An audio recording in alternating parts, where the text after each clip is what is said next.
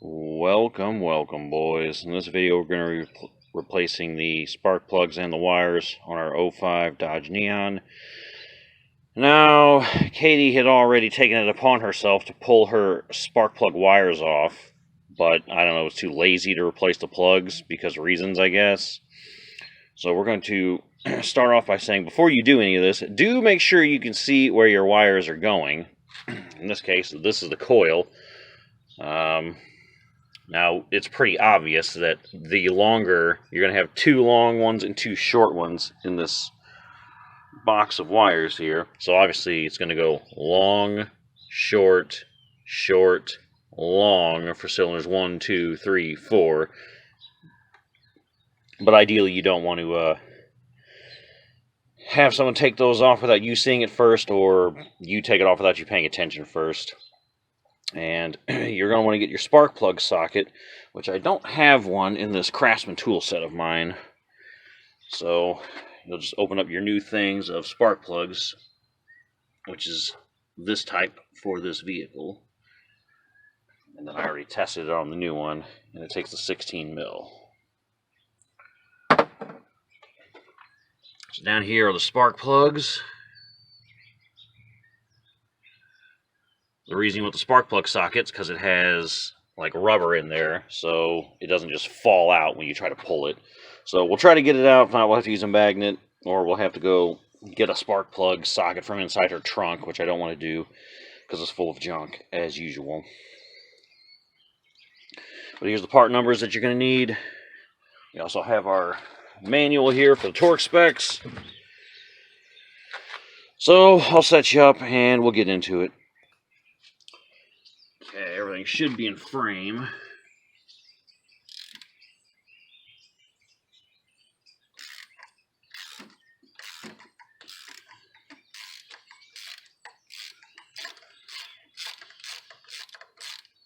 The reason we're doing this on this car is because it is showing a code for cylinder 1 misfire.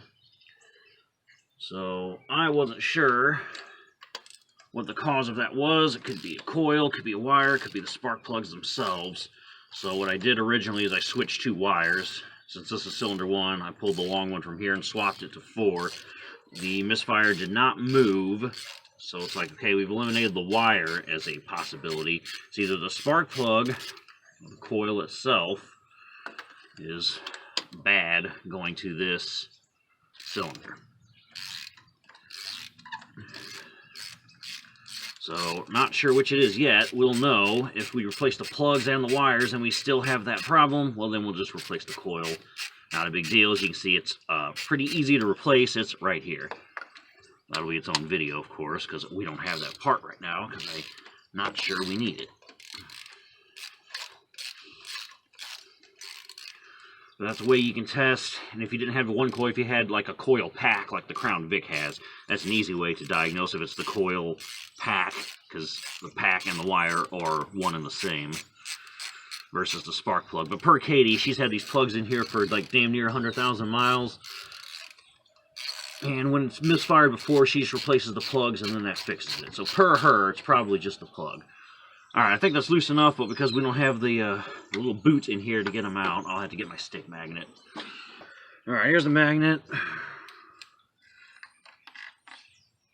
Yeah, she has cheap auto lights in here. That gap looks pretty gnarly, unless they're supposed to be gap that big. Other than that, that cylinder looks fine. Or the spark plug looks like it has... Oh yeah, that one's got more... I guess less of a gap is what I mean. More of an electrode, if you will. That one looks pretty good too. There we go. Alright, what's this one look like? This gap's not really that big. Still looks healthy. Otherwise, those look healthy, but I don't know what the actual gap is on these. One thing you do is compare them, or I can consult that manual, see what the gap's supposed to be. But if we compare it to the new one, we do see there's less of a gap. But I am going to consult the manual real quick. We'll see what the gap actually is so we can compare it. make sure their gap is properly set before we just start installing these all willy-nilly. Alright, and what we got going on here is ignition system, spark plug gap, 2003-2005. It was 0.044 inches. And then over here for the torque, it's 156 inch-pounds, or 17.5 Newton meters. So I do have to go grab my torque wrench. Forgot to grab that while I was in the basement, but I'll grab that and then I'll grab the deal to check the gap. Okay, boys, and if we look at the new one with our deal here, so it tells you where the gap is. This little edge starts off small and gets bigger as the numbers increase. So 0.044, I believe, is what it's supposed to be.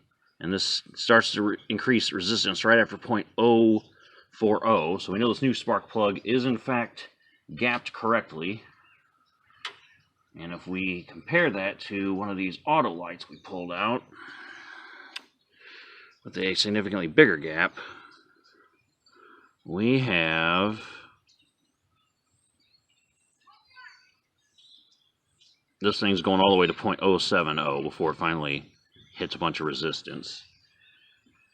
And I'd be willing to wager it's going to be pretty consistent with the other ones. Let's see. This one's close. This other one's 0.04 something. This one's a little bit 0.050.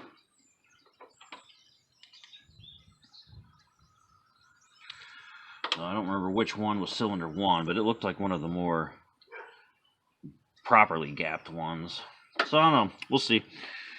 But it looked like this one was the only one that was super gapped. But I'm pretty sure that's cylinder 4, not 1. But in any case, how you check the gap. So we'll just go ahead and insert them. Now this is where you would want to have your spark plug wrench or spark plug socket or a piece of hose.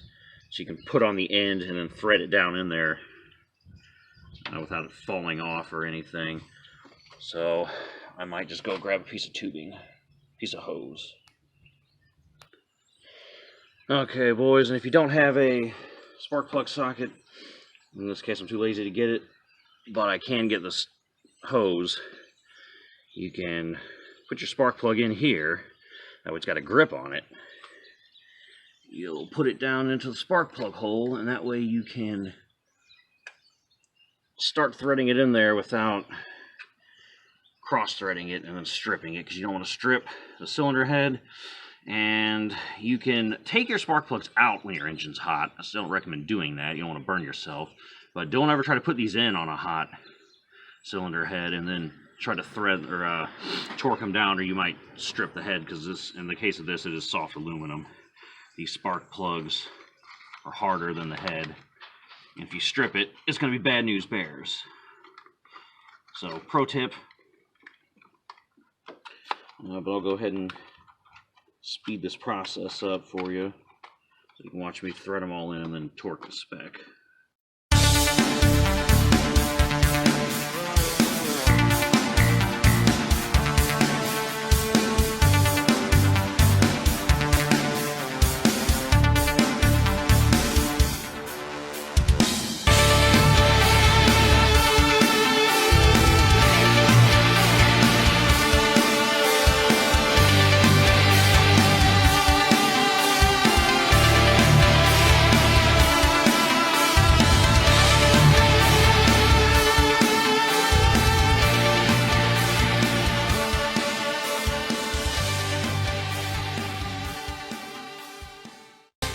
Torque the spec. We'll do the wires now.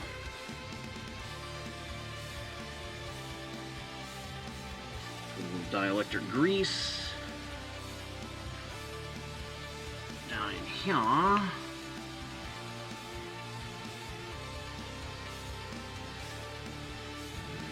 little bit.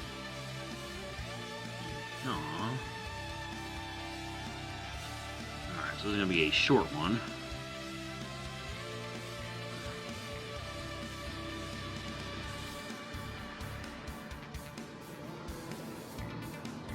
So we're going to go like so. Press this down. And then this in.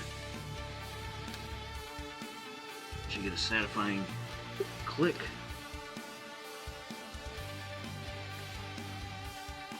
This is the other short one.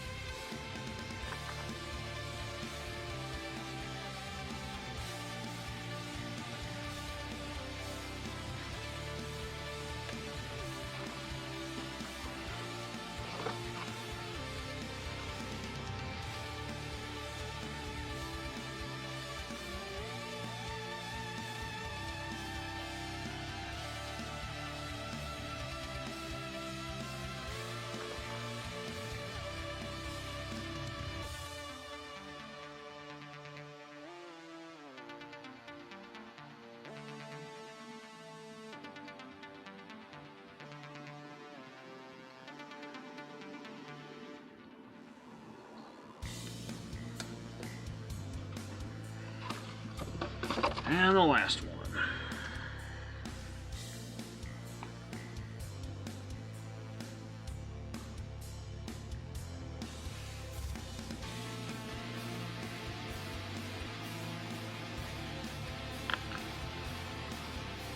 May have went a little overboard with the grease.